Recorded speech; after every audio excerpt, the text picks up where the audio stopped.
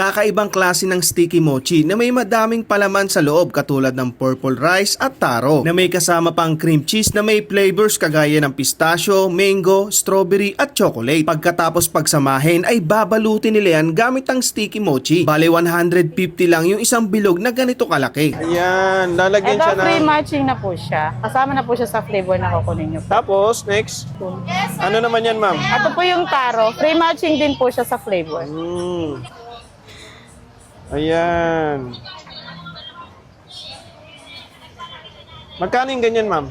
150 po. 150. Ma'am, sa mga pupunta, anong oras ka nag-open dito sa Fusion?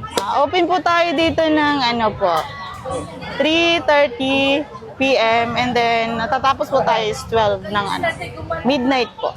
Ayan na, ba't binabalot talaga siya, ma'am? Yes, ganito po siya. Saan ang galing to, ma'am? Parang pinaglaruan mo lang yung order ko, ah.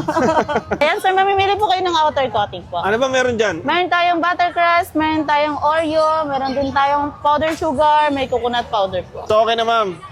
Yes po. Okay na po yan. Ayan. Anong tawag dito, ma'am? Mochi po. So, ito na guys. Tikman na natin tong sticky mochi. Ayan, oh. Parang pinaglaruan ni ate. Pero ito talaga yun, ma'am, ah. Yes, ganyan po talaga yan sir. Kailangan kasi bilog. So, tikman natin.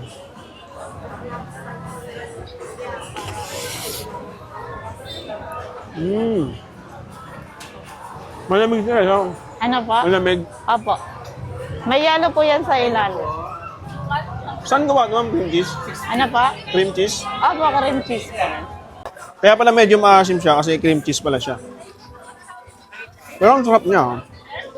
Ito na laman ko yan. Ito yung naman Van niyo. Andro. Hindi ka lang kaya.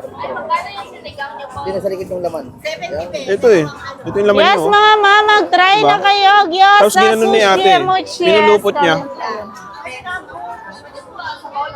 Parang kumakain ka na ng kalamay. Oo nga eh.